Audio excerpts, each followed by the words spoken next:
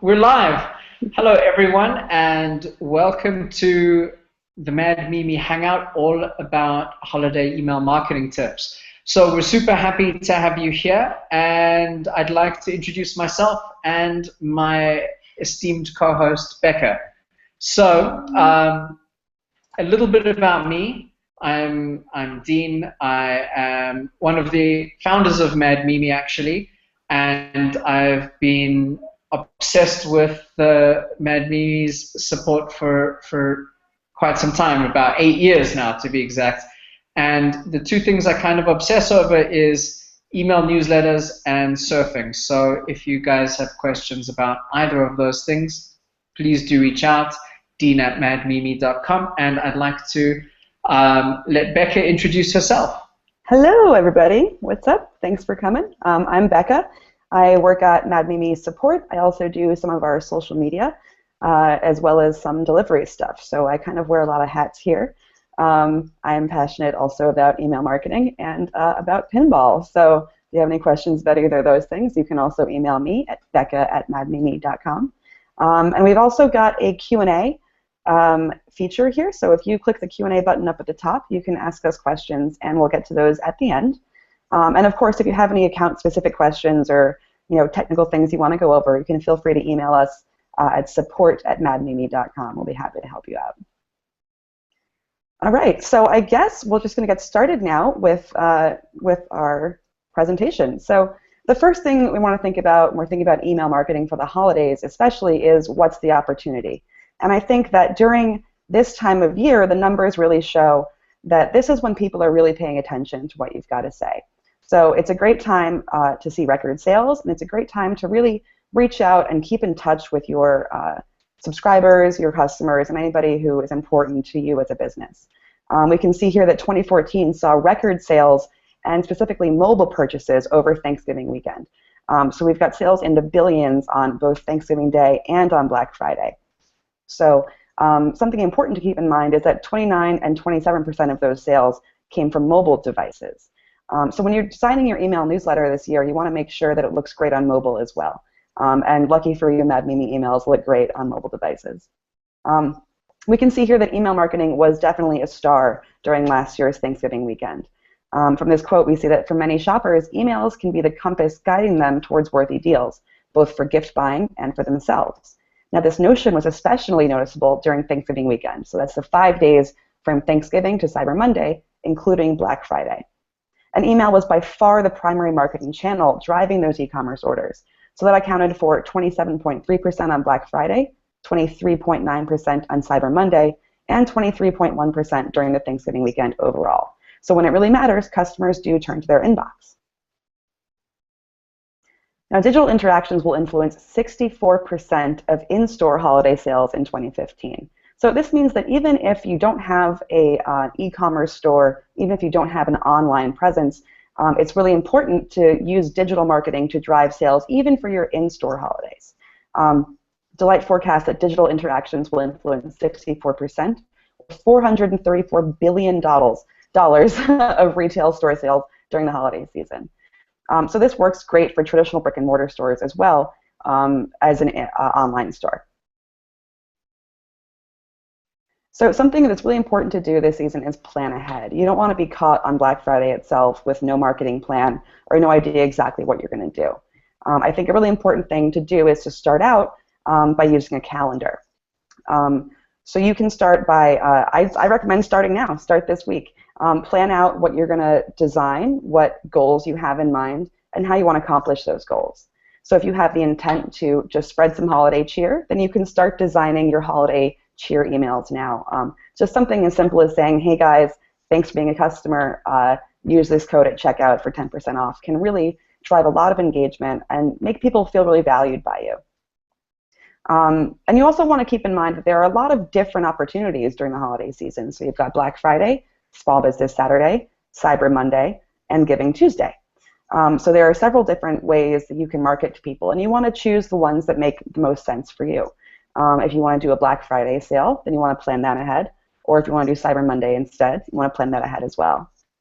And something else to keep in mind is blog content. If you have a web presence, for social media and for your blog, you want to keep in mind that blog posts can be a great way to keep people coming back and keep you at the top of their minds.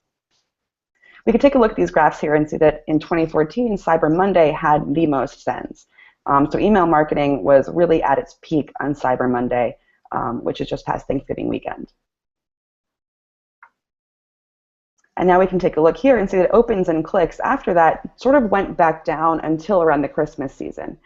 We do see a spike around New Year's. So something to keep in mind as well is that if your business really thrives off of New Year's resolutions, for example, if you're a fitness expert, New Year's resolutions are a great way to remind folks to keep you in mind during the holidays as well. So we have a quote here from my teammate Susan. Don't wait to start promoting. If you don't send your Black Friday promotion until Black Friday, then odds are people are already hitting the stores and have a plan of attack by the time your email even reaches them. And that's a really good point. If you have good deals coming out on Black Friday, let people know ahead of time so they can plan ahead as well. So when you plan ahead, you're going to help your customers also plan ahead. I'm going to actually just jump in here quickly. Can we go back to Susan's really good advice there? Great. So I want to stress to everyone that this is a very real issue. I can't count the amount of times I've seen people send us with amazing deals on Black Friday, trying to get that email out at 7 a.m. And the problem is everyone already has their direction mapped out for the day. They've got their time mapped out. They know which stores they're going to hit. People are planners when it comes to holiday shopping in many cases. So get sending now, as soon as possible, with any Black Friday stuff. Absolutely. Very good plan. So the next step you want to take is to prepare your list and check it twice. Now, I also work on our delivery team, so I can tell you from a delivery standpoint that a super healthy opt-in list that's totally up to date is going to be your greatest tool this season.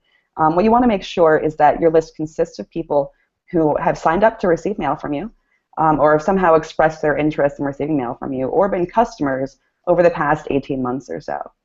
Now, if somebody hasn't opened any of your mail in 18 months, then chances are they're either not quite interested anymore, or their email address may have been expired or totally died. So you want to make sure that you're sending to the most up-to-date version of your list as possible. And that's going to help you both focus on the most engaged people and also get past spam filters and really get the healthiest results as possible.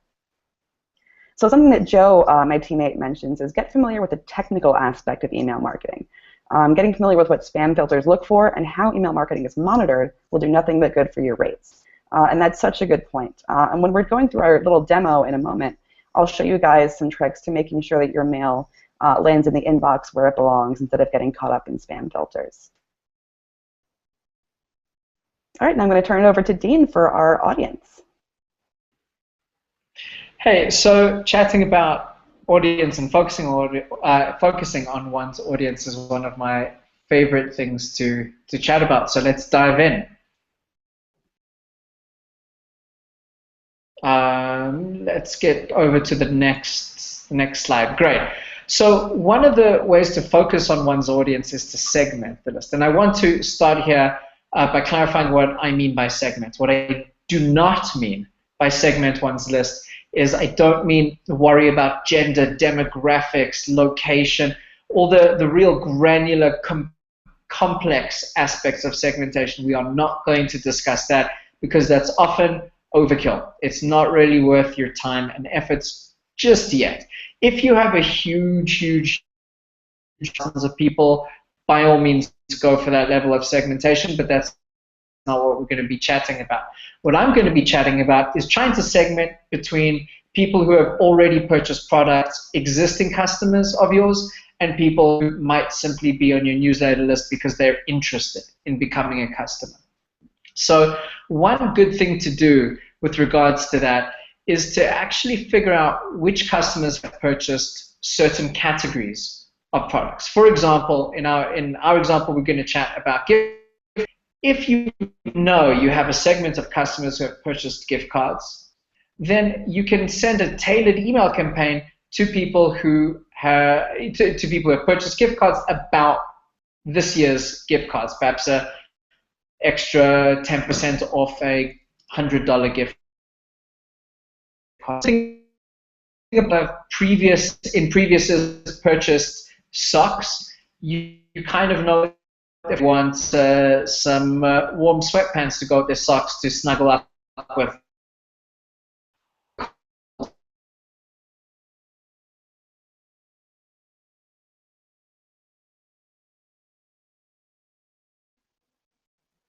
All right, I think we might have lost Dean there, but I will pick up where he left off until we get him back. So your next thing to do is to create useful and compelling content. Something that I know Dean is very passionate about is a holiday gift guide.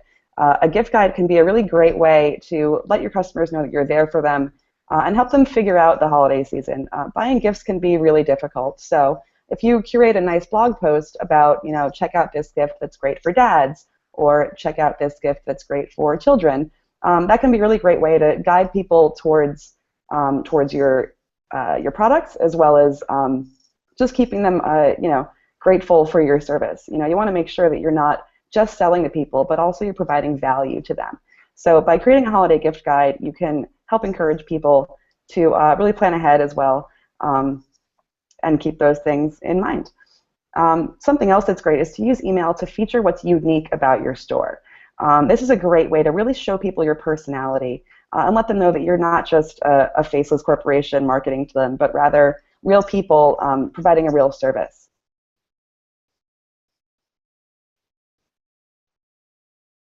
So this is a quote from me, actually. So personal anecdotes and photos of real people can feel more compelling than just, hey, buy this. They stand out because they're more relatable. I know for me personally, when I see an email newsletter from a company and I've got a picture of the founder and a personal quote and maybe a little bit of a story about what they did differently this year or what they're grateful for this year, I really feel like I know that person, and I feel like that company has much more personality. I think it's really important to let your personality shine, because only you can be that unique. So why not share that with your subscribers and your customers as well? So boosting your in-store holiday sales with email is also great.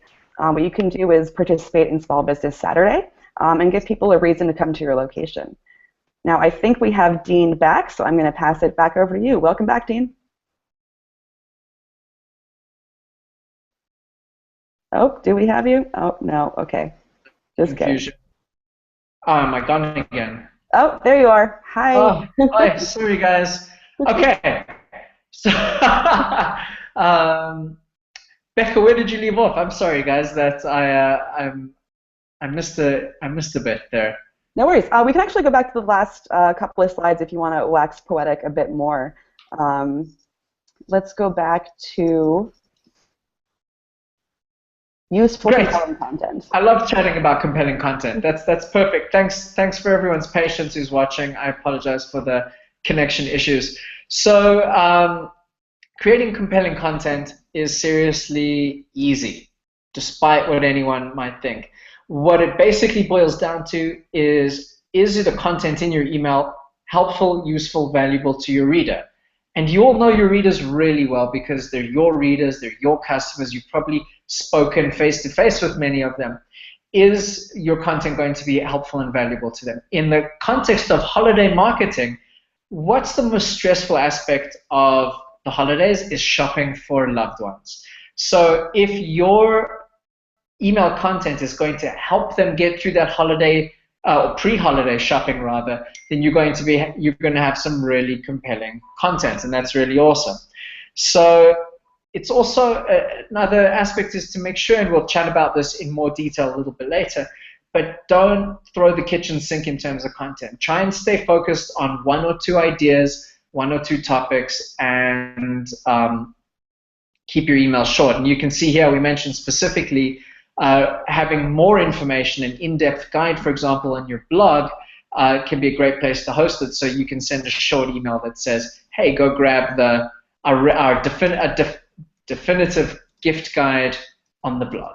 So I think that's all I'll touch on for content. We can move along. I don't want to hold everyone back too much. So another really important aspect is the brick-and-mortar aspect of email marketing. A lot of people think it's all digital all the time, but it's not. You can get people to walk through the door of your store via email, and that's really a useful use of holiday marketing. So if you have an in-store holiday sale, you can get people to walk through that archway by letting them know in advance via email.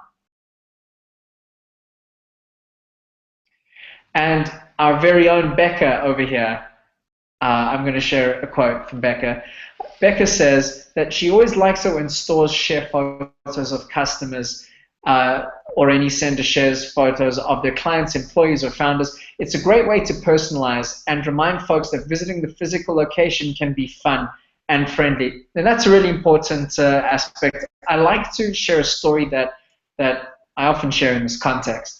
I once walked into a little coffee shop, and I turned out to actually be their very first customer. And what they did is they took a picture of me holding a little sandwich and a cup of coffee, and they shared it on their Instagram. And so I tagged myself, and I shared it, and I shared it on Facebook, and I chatted to a whole bunch of people.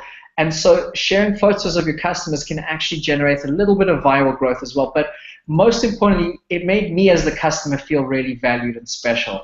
And I utterly loved it, and I ended up going to that coffee shop every single day. So let's jump over to the next slide.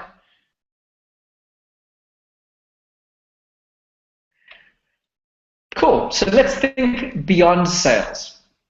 Sometimes it's not only, okay, let me clarify that. It's not about, sometimes it's not about the sales. It's never about the sale. It's always about the connection that you're going to make with your audience. So instead of saying, buy now, $10, that's not what an effective newsletter should be. What it should be is, here's our red shirt.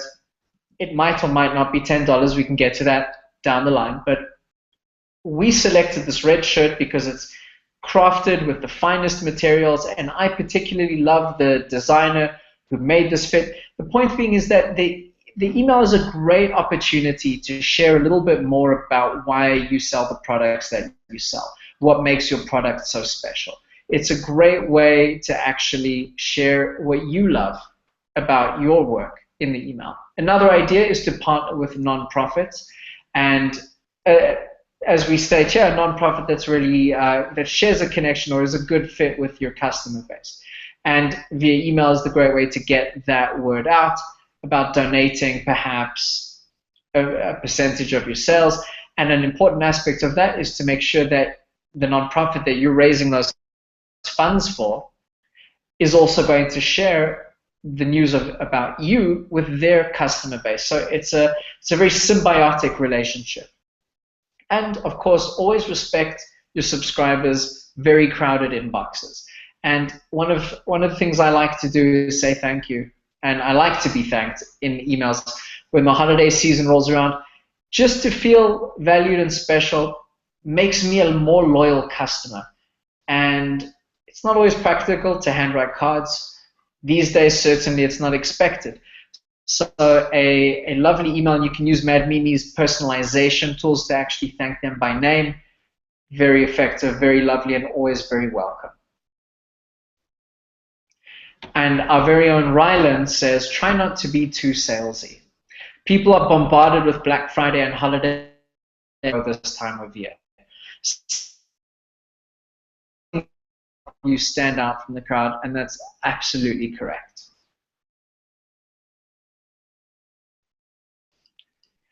So let's chat about creating short and savvy emails. One of the most impactful aspects of any email newsletter is the call to action, which is often abbreviated as CTA.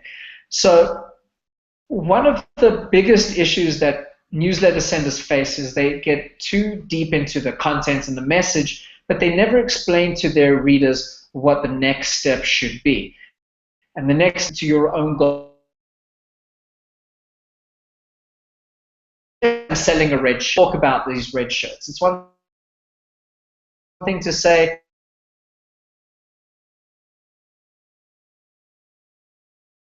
that I suggest via caution what the steps should be, then you're going to be missing out. I think I'm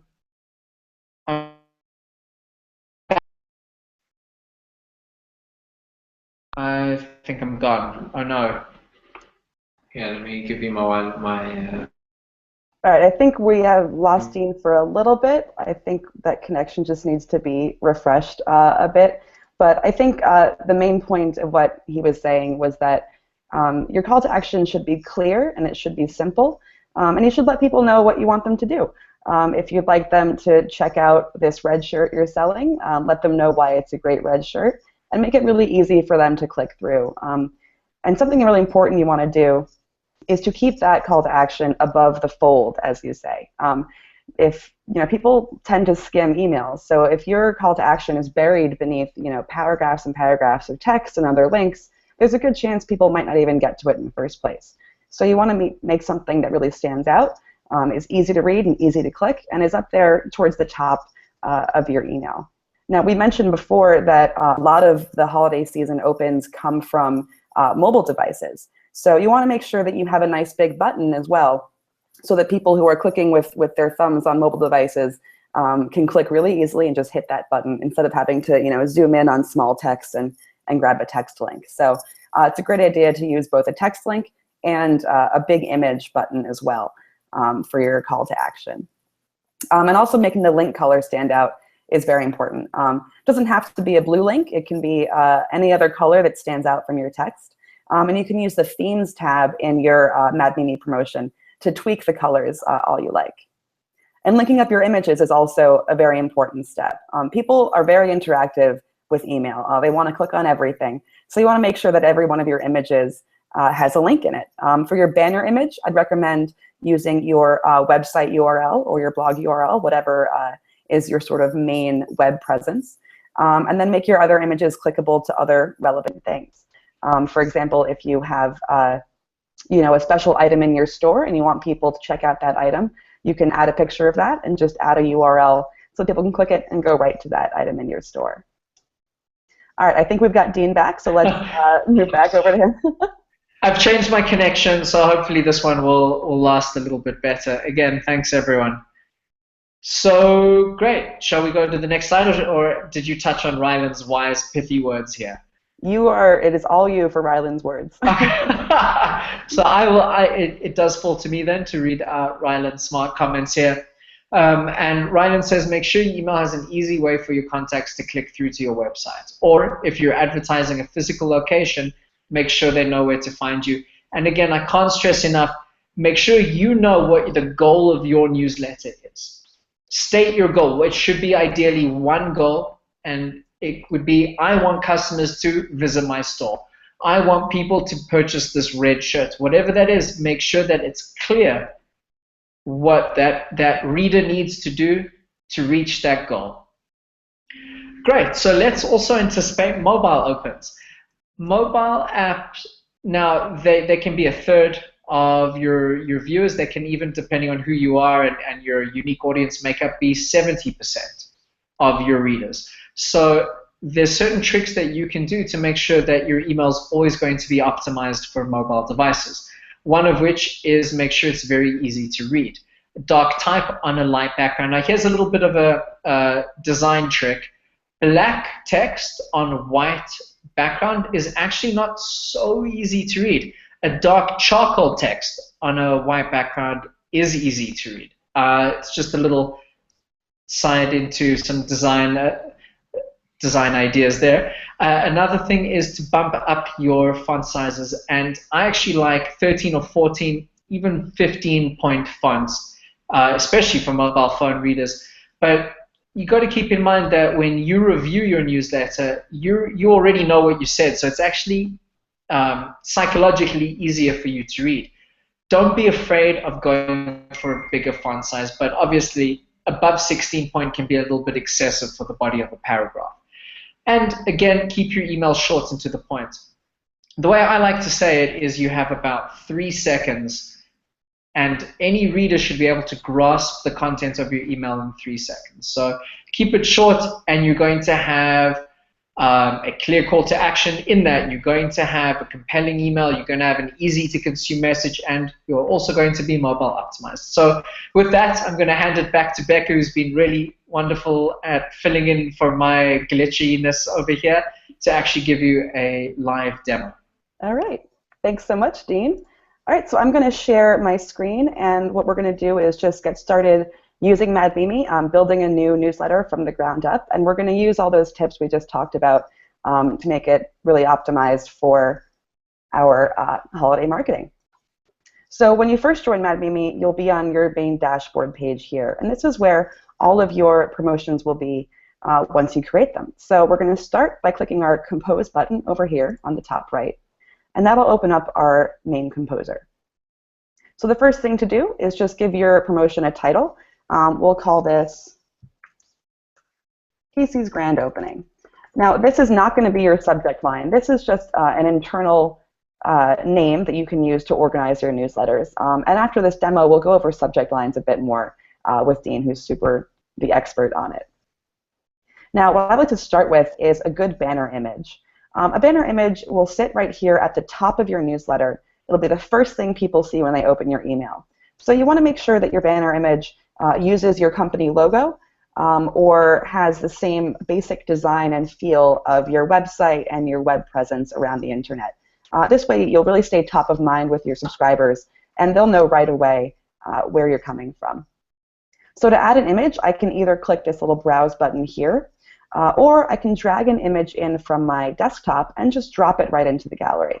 So I'm going to start by doing that. I'm going to drag it from my desktop and just let go here.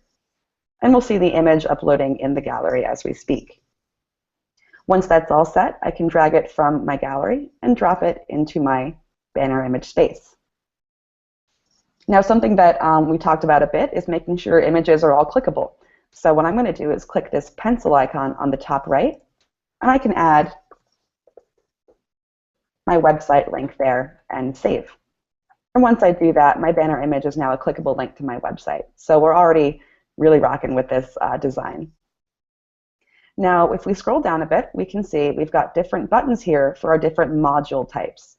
Now, the modules are kind of the building blocks we can use to build our newsletter.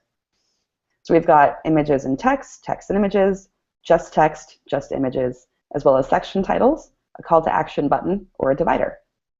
So let's start with a nice section title.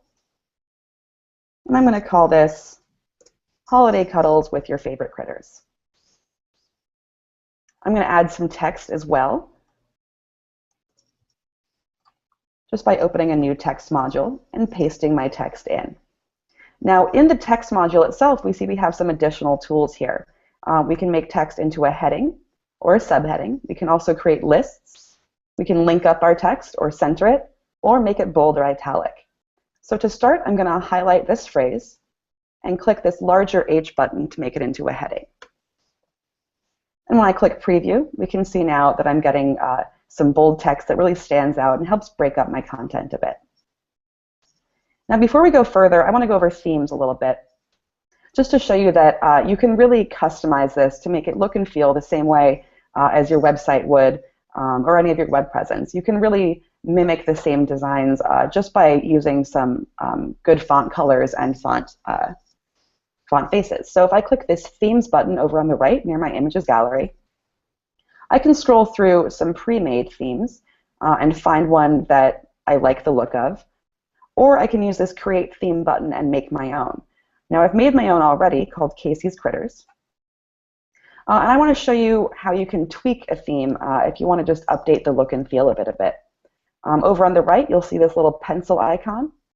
So I'm going to click that icon there, and now I can tweak the different colors of my text, the fonts, as well as the backgrounds and borders. So it looks like I have a kind of bright green background here, but I want to make that a little bit lighter so that the main content of my newsletter stands out. So from there, I can just scroll around through this color bar, and let's pick something a bit more faded and click OK Update. Now when I save my changes, we can see that the main text of my promotion kind of stands out from the background and really pops. So we talked about calls to action before, and we've just got a brand new tool in MadMimi that was released, I believe, yesterday. And this is our button module. And what this is great for mobile opens especially because it gives a nice clickable button that people can use to go to any link you like. So I'm going to click on Configure here. And now I can change what the text says. So let's say, shop online now. And again, we can link this to our website. When I click Save, we can see I've got a nice, big, standout clickable link that works great for regular email desktop opens as well as mobile opens as well. So it's much bigger and easier to click than just a text link, which I will show you how to make now. In our text module, again, I can highlight any phrase and click this link icon below the module to add our link. Now, when we're in edit mode for our text module, we'll see some formatting is added around the outside of our text. And that's just the formatting that tells the system to make this into a clickable link. And when I click Preview, this is how it'll look for our subscribers. They'll just see our nice orange clickable link. I'm going to add a little bit more text and also some images this time. So to do that, I'm going to use a text and image module, and that'll put our text area on the left, and we'll give a space for an image on the right as well. So I'm going to add some text here, and again, I'm going to use our heading tool just by highlighting our phrase and clicking that large H button. I want to add some new images as well, so I'm going to do the same thing I did before and just drag some images in from my desktop and drop them in to my images gallery here. And once the images are added, I can then drag an image from my sidebar and drop it into the image space. And when I click Preview, I can see how it's going to look already. And using the inside corner, I can click and drag that corner out to make the image larger, or drag it back in to make it smaller. We can also set up rows of images or image grids if you like. To do that, I'm going to click on the Image Alone module down at the bottom. And we'll start off with a space for one image. So I can drag and drop one image from my sidebar and make it smaller or larger. And if I want to make a row of 3 images, I can click on this plus sign, drag another one in, click it again, and drag another one in. And I can add up to 4 images in a row altogether. Now again, we said that we'd like to have clickable images. So anytime you have an image module, whether it be in your text and image or an image by itself, you'll see a pencil icon underneath your image. And when you click that, you can always add a URL to that image. I'm going to add a divider line as well to sort of help break up this content a little bit. Now this is down towards the bottom. Anytime you add a new module using the buttons here, they'll be added to the bottom. But what you can do is if you want to reorder things, just click on this drag icon on the top left of your module, and you can drag the module up to any other part of your newsletter. Always want to make sure you save your changes. There is no autosave because that can sometimes interrupt or overwrite things that you didn't mean to. So you can use that save button anytime you make an important change that you want to keep. Now we can drag and drop modules to reorder them, or we can change the module type. So if we wanted to add another image here to our Just in Time for the Holidays module, I can click on the module type on the top right and change it to a text and image module, for example. And when I do that and click Edit, I now have an image space as well. And I can drag my image in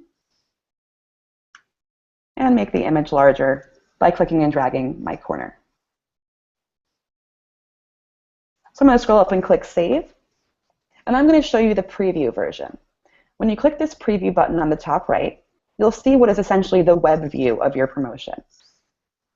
This is what it's going to look like when it's received in inboxes. And it's also what it's going to look like if somebody clicks on the View on the Web link. They won't see this Edit Promotion, Send a Test option at the bottom here. That's just for your internal use in your own account. But it's a great way to check out your newsletter as a whole without the editing tools. And just make sure you like the basic layout of it. Now, something that comes in really handy is this share button down at the bottom.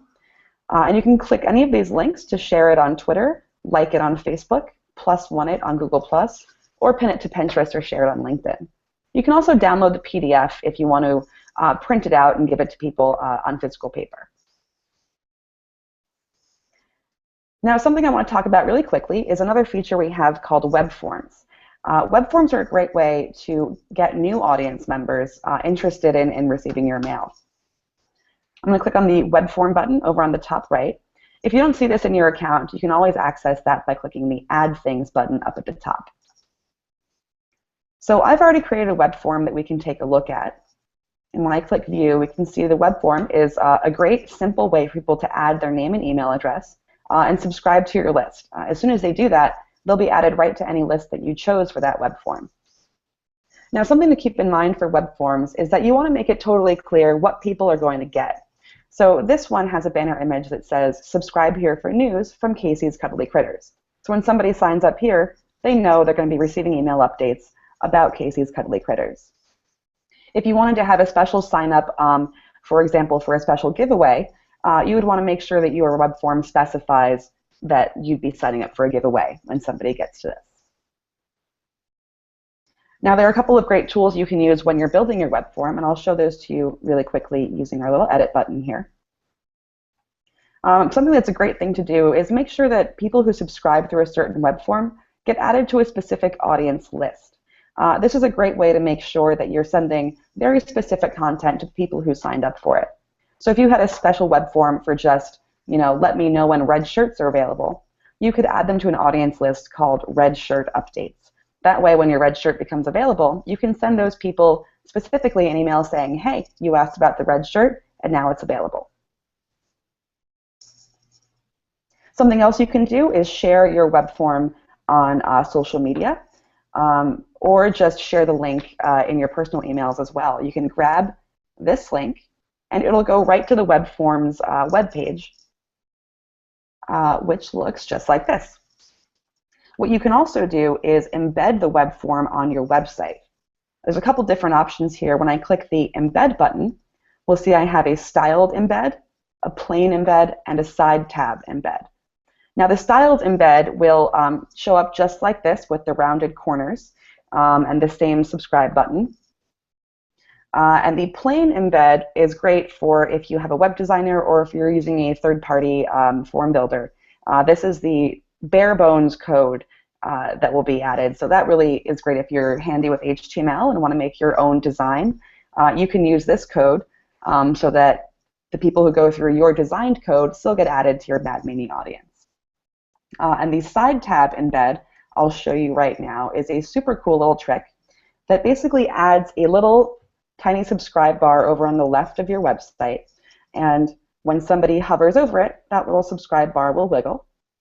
And if they click it, you'll see your form pop up over as an overlay on top of your site. And people can subscribe there or exit out and go away. So web forms are a great way to grow your audience and really keep in touch with people based on what they've specifically asked about. So I think now that we've designed our email, we can head back over to Dean and take a look at the sending process and subject line specifically. Thanks, Becca. Thank you for that lovely demo. Sure. Great. So let's get back to the. Actually, getting a bit of an echo. Becca, would you mind muting? Gotcha. Thanks. So let's discuss subject lines. So I looked over more than 70,000 subject lines.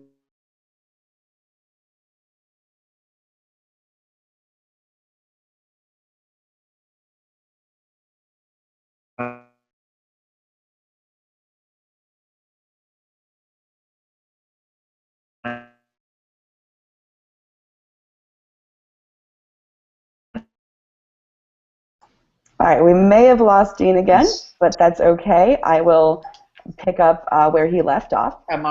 Dean did an awesome study recently where he went through what he said 70,000 different subject lines and analyzed the results of all of them. And what he found was really interesting. The first thing that I think is really important to do with a subject line is to mention the benefits that your email will provide. It's always a good idea in general to be pretty accurate and let people know exactly what they can expect from your email. And also avoiding excessive punctuation and all caps is very key. Again, as a delivery person, I can speak to this, that if you have a lot of exclamation points and a lot of caps lock and buy now, 20% off in your subject line, spam filters might find that a little bit suspicious, just because a lot of spam, actual spam, does tend to have that similar language. So it's a much better idea to just use regular full sentences and just be, completely honest about what people can expect from your message. Something else that came in really handy was mentioning the holiday itself. For example, this subject line, "It's Black Friday time, get some serious deals with my business name," is a great idea. That way, when people are planning ahead for their holidays and they see an email from you saying it's Black Friday time, then they know you've got something special about Black Friday to offer. And they'll be able to bookmark your email and come back to it later or read it right away. It also mentions, you saw in this one, business name. Mentioning your business name can actually be a super helpful way to increase your opens. During this study Dean did, he found that most of the subject lines that mentioned the business name actually performed much better. Now, creating a sense of urgency can also be helpful. Now, again, you don't want to yell at people and say, buy now, buy now. But if you're having a sale and you say Cyber Monday, 6 hours left, that gives people an idea that, oh, I should take a look at this before it goes away. And it's, the subject line like this, Cyber Monday, 6 hours left, isn't, too angry or too urgent, but it still lets people know that there's a time limit and they should check it out soon. Something else you can do is featuring a giveaway. Again, using the business name and then Black Friday sale plus Star Wars giveaway. That's something great, and it really helps people, if they were thinking about buying something or weren't sure, it kind of can help tip them over to the edge to checking out what you have to offer. Alliteration is also a great tool. Black Friday box set blowout, for example. It's just more fun to read, and it really, rolls off the tip of the tongue, even if you're saying it in your brain. Something else is promising to help people with their shopping list. For example, that 2014 holiday gift guide. We talked about gift guides before, and the gift guide itself will be a great selling point in the subject line of your email. So if you let folks know that you have something that can help them, and that they can use not just to buy things, but to be aware of what's going on, that could be a big help. All right, I think we've got Dean back, so let's see how you're doing, Dean. Hi, let's see if we've got me back. Great, so let's tackle some of the team's favorite subject lines that they've seen last year for Black Friday.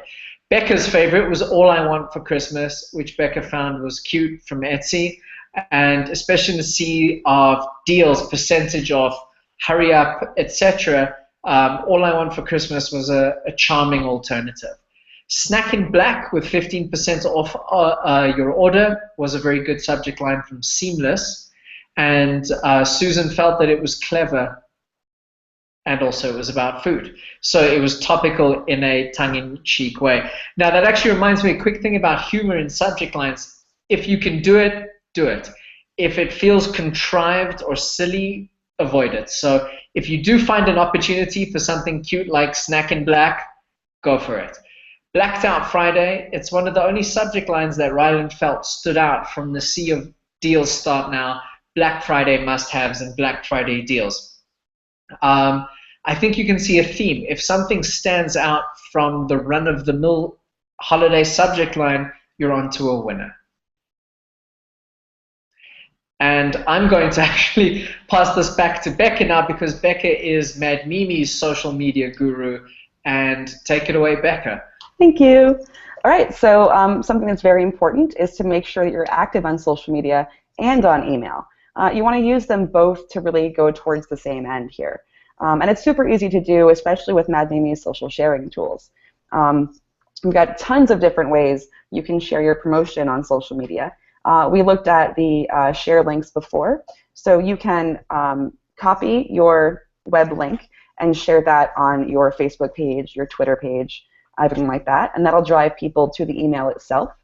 And you can also share your email marketing sign-up form on social media.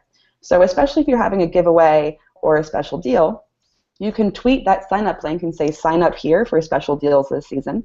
And that will encourage your social media followers to also get on board with your email marketing. Now, it works the other way as well. You can also encourage your email marketing subscribers to follow you on your social media pages. We've got social tools in Mimi that you can add, which will be along the footer of your message or at the top if you prefer. And those will be links to all of your social media pages. So you can drive people who are just email subscribers to check you out on Facebook for, special personal stories or great photos or content that you're sharing there. It's also great to include social sharing links on your emails. And that can encourage people who receive your mail to click the Facebook button, and it'll say, this recipient liked this newsletter on Facebook. So all of their followers on Facebook will be able to see your newsletter as well. And that can encourage new subscribers. So if they read the email that somebody else shared, they can click that subscribe link that's on the footer of your email and add themselves to your list as well. So it's a really great idea to combine your social media efforts with your email marketing efforts because you can gain subscribers or followers on both sides of things. And the holiday season obviously is a great time to do that because a lot of people have great deals going on or just really great stories and great ways to reach out to people. All right, so I think we're about ready for this Q&A. I did notice one from Merlini1 asking, is it okay to put a note on your social media channels to say that you're going away for the holidays and wish them a good break, or is that bad form? I think that's actually a great idea, and it's great for not just social media, but for email as well. If your store is going to be closed or if you're not going to be as responsive to emails, it's a great idea to let people know before. Say, thanks for a great year. Here's what I'll be up to. Check out these things in the meantime, and feel free to reach out while I'm gone. I think that can be a very good form, actually, just to let folks know what's up. That's a great idea. I'm going to actually jump in with a slight alternative to that Merlini one. And an idea is to actually do exactly what you've just suggested and Becca affirmed, but add also a link to your sign-up form along with that, so people can see that. It's unusual, it's attention-grabbing to have I'm away for the holidays, but sign up for our newsletter to find out when we're back, and add a URL to your sign-up form. Absolutely. We have another question from Chiquita about how to use the new call to action button. And I can show that to you one more time. Let's share my screen really quickly. And sorry about that. So now what we can do is we can edit our promotion by clicking the edit button. And the call to action button will work just like any other module in your promotion. So we see it listed here down along the bottom, right where we have our image and text modules as well. So when I click that, it'll start out with just a new empty button here. And I can click on Configure to choose what the text will say. For example, shop now. And I can include the URL, like my website, Casey's Critters. And when I save, that means that this button will now be a clickable link to caseyscritters.com. Now you can change the look and feel of the button as well. For example, if you don't want it to be orange, you want it to be green, you'll edit that in your themes. So I'm going to click on the theme button over on the right, and I'll scroll down to the theme that I'm using. And you can always tell which theme you're using because it's going to be highlighted in gray. So we see Casey's Critters is highlighted, and I'll click on the pencil icon here. And now we have the word button here in our fonts. So we can choose which font our button is going to have. So if I want to change that to Times New Roman, and I can also make the text a little bit bigger. We can also choose in our Style and More tab what color the button should be. So if I want to make it green instead, I'll go down to Button and choose maybe a nice light green like this. And I can also change the style a little bit. I can have a rounded edge instead, or just a nice sharp square. And so you can do those all in your theme as well as the configure button there. And once I click OK Update, we'll see it updates right as we go. And it works like any other module, so you can drag it and drop it into any other place in your promotion as well. All right, so let me know if you have any questions with that. If you're having any trouble with that, Chiquita, feel free to email me at becca@madmimi.com, and I'll be glad to lend a hand. Cool. So I'm going to jump in with another answer. Betsy Hyde actually asked a really great question about Giving Tuesday and any specific hints. So I have a couple ideas for Giving Tuesday that are very apropos for the holiday email marketing in general. And the one is plan ahead. Let your audience know that you will be taking part in Giving Tuesday. Let them know in advance to look out for Giving Tuesday tweets. Let them know to look out for that stuff, to share it around, etc. So plan ahead and act in advance of it. Mm-hmm. And another idea is to have a storyline around it, similar to what I described about why one might select a specific red shirt to sell in your store. Give the story about who you'll be helping. Put a face to the really lovely charitable good work you're doing. And that's a great way to get people engaged with your Giving Tuesday campaign and your nonprofit work in general. Absolutely. So let's grab another question. We still have some time. Cool. I see one here from Nth Design Marketing, and they want to know, would you recommend sending out the email a second time to those who didn't open the first time, maybe as plain text? Ooh, pick me. No, don't do that. What I do recommend is sending out a completely new email to those people with an entirely different subject line, with slightly different content, but the same overall call to action and alignment with your business goal. But if the subject line and engagement did not work the first time, it's unlikely to particularly work the second time. But use it as a great opportunity to try something out of left field or something a little bit braver in terms of subject lines. Because what do you got to lose? Absolutely. Good answer, Dean. Thank you. I have another question. Chiquita, again, this is a good question. Something else that I can screen share to show you. Can I embed a web form into my Facebook page to generate subscribers, even if you don't have a website yet? Absolutely. We have a great tool, which I will show you in the Add Things area. And it's a design specifically for that reason. So I'm going to head up to Add Things. I'll just leave that where it is. And we've got what's called the Facebook Signups add-on. So when you turn that on and then click on Go Set It Up, what you can do is then authorize it to access your Facebook page, and you can add a Facebook tab. So what you can do is add the web form onto a specific Facebook tab, Facebook page that you manage. And this will create a new tab on the Facebook page itself that says Email Signup. So when somebody comes to your Facebook page, they can just click on that tab, which will be right along the top along your photos and about tabs. And they can add themselves to your list right away using that tool. And that comes with all of our plans. It's totally free, and it's super easy to use. So I definitely recommend trying that out. Becca, while you're in the Add Things area, would you mind showing Donna Caruso where to grab the web form quickly? That Absolutely. was a question.